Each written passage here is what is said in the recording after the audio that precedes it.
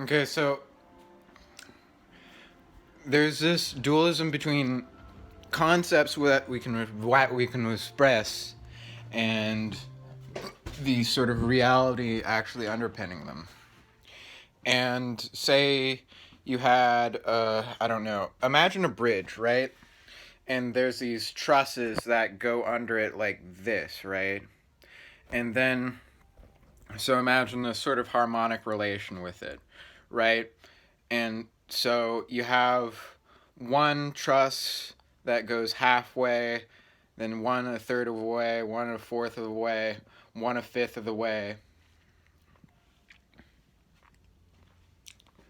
And so you're adding these up infinitely. And so what this actually would end up like is, well, imagine like a bridge that goes to nowhere, but it never really gets back onto land, right? So you get the reference point to the bridge as it looks like a sort of palimpsest for a bridge that would go all the way across, but you don't actually get a reference point for where the bridge is actually coming from.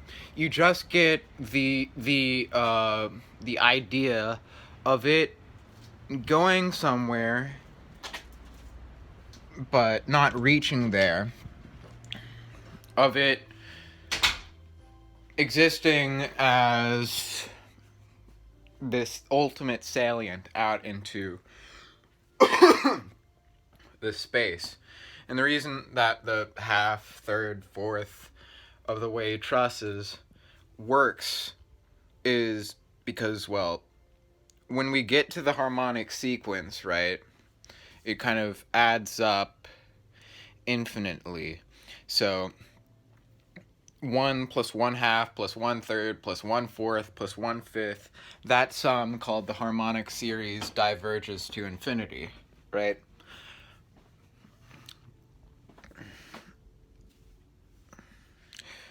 Now, so I want to connect this somewhat to language and that sort of thing. Because language, unfortunately, is what we're sort of left with. Language is this schema of mostly auditory and visual phenomena, which makes use of the sort of yo-yo we have with perception, so that the iconicity of things, we can sort of define a word, and the definition exists insofar as it's like a gesture towards a bridge, but not an actual bridge in the end. It doesn't have any real endpoint. It's just a sort of phatic expression. It's just a sort of understood as trying to reach some sort of gesture, but not really turning out to be that.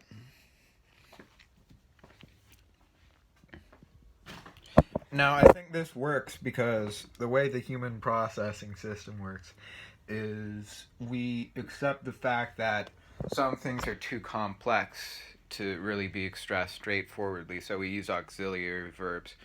Come and get it, you know, you're gonna come and then you're gonna get it, but where are you coming from? What's the point of the coming? Nah, nah, nah, nah. If you're ready, come and get it. Nah, nah, nah, nah. If you're ready, in the case that you're ready, if that were to happen, and what would ready be? How would you know that you were ready? And then come and get it. So am I supposed to come first, or am I supposed to get it first? And what if I'm already here? Do I have to come and get it, or do I have to like go any closer to you? Right? I'm like, okay, I already came, and now you're like, get it. What am I getting? Do I got you? I got you. I want you so bad. It's driving me mad. It's driving me mad.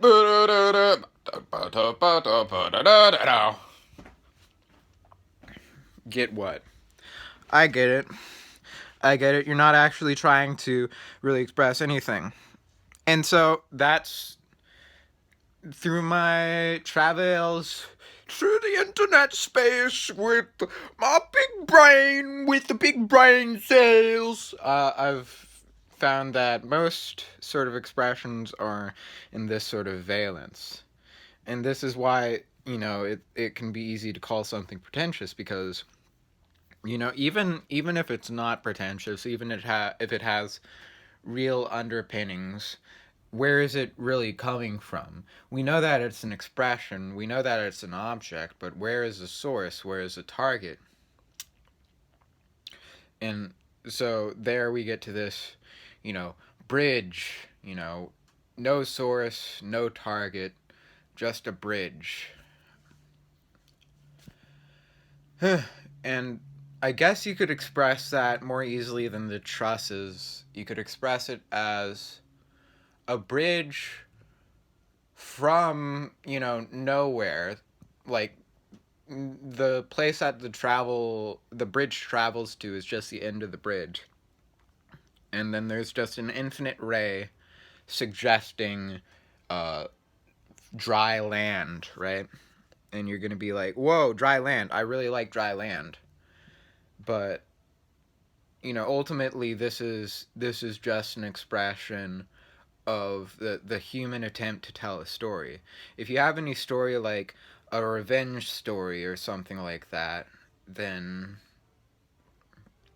that's just this internal feeling as though I have to progress through this.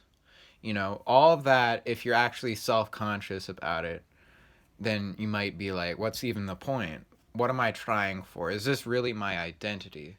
And so here you see this sort of clash nowadays between like identity and actually becoming, and which part, how do you validate IQ or anything like that, or like mental stability as what it should be, if you can to any extent be like, this is my true self, this is what I really want to be. And some people may disagree with that. You may even have like this internal discord about, do I actually want to do it? And then the other people on your Discord are like, no, you don't actually want to do it. Yes, you do actually want to do it. I fucking hate my girlfriend. I fucking hate my job. This fucking person on this forum is fucking annoying. And they keep starting drama.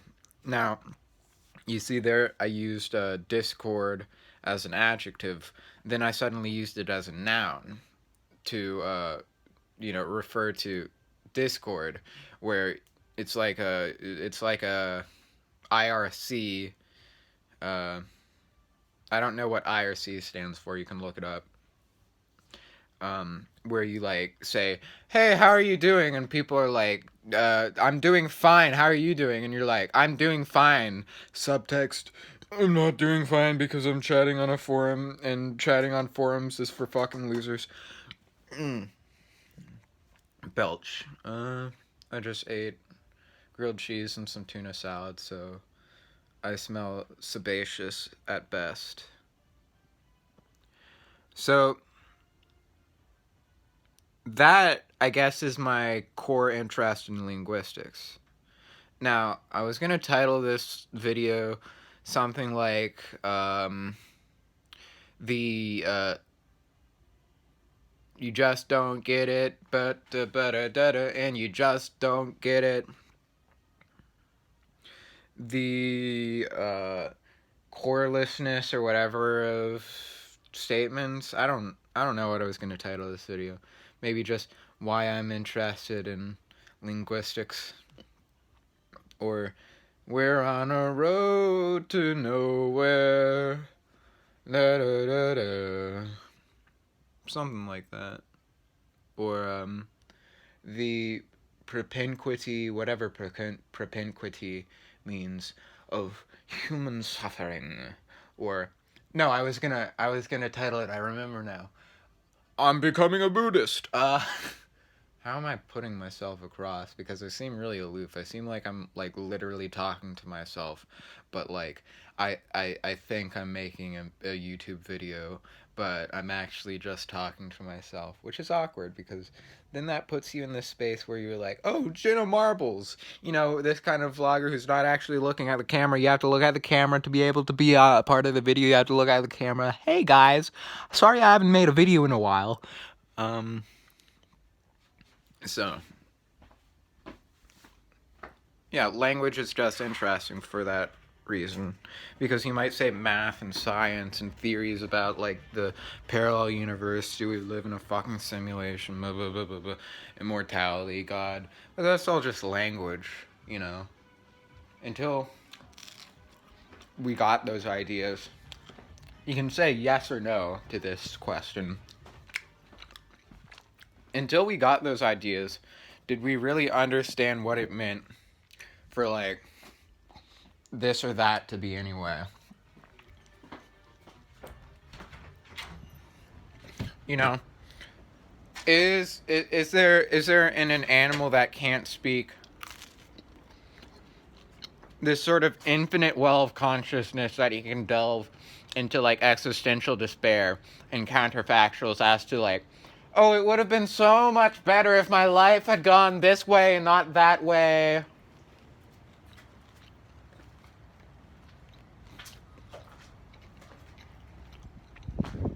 Because that's really what all fiction is about. And as far as fiction is made with an audience in mind, it's made in part at base this sort of basic demand and the basic knowledge that the supply would be more so the basic supply than the basic demand, because people think more of themselves. The basic supply principle that people in charge of markets use is just, oh, people fucking hate their lives and they want to be able to fantasize about other stuff. But we sort of idealize it and think, I can use this fiction as a model for my life, which I do too. You know, I'm a fucking gaybo, and I'm like, oh, I want to do stuff. And what's wrong with that? What's wrong with having sort of higher aspirations? I've watched Garden State, and I liked it, even though it was fucking trash movie. What? What's wrong with being a hipster? What's wrong with thinking you can better your life? What's wrong with positivity, huh? Think, pray, love, huh? No, I'm gonna show it to you fucking literally. That's right, bitch. That's right, bitch. Yes. Live, laugh, love. Do it now. Okay? In fact, I have the paper upstairs. In fact, I have it upstairs to express to you my lodge sensitivity, my loft sensitivity, and my petite bourgeoisiness, and my pampered idealism and hipster cred.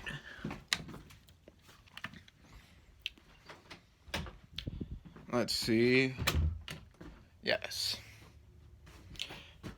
It fell down, you see, but it's in my map of the entire world where I'm like, oh, I could go there, but look at this.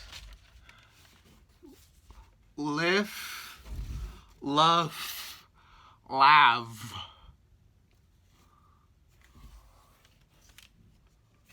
Live, love, laugh. That's what you gotta do. If you wanna be happy, you gotta live, love, laugh. I'm looking at the centuries. Fall Out Boy, 4 centuries. Remember me, 4 centuries. That song's fucking garbage.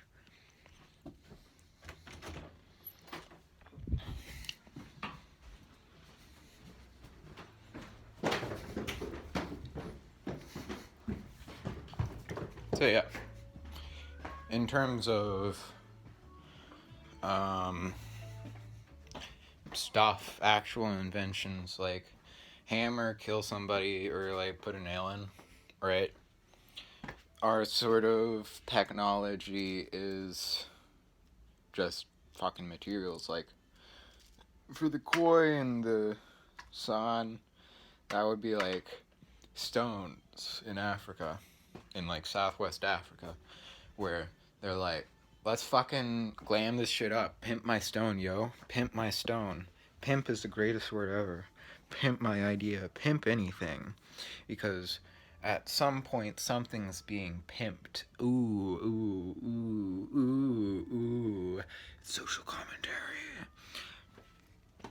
But when we get to philosophy and all those ideas and these sort of emotions they underpin, those aspirational emotions like of utopia, that's all language. So that's why I am interested in linguistics. Oh, who's that in the mirror? Oh no.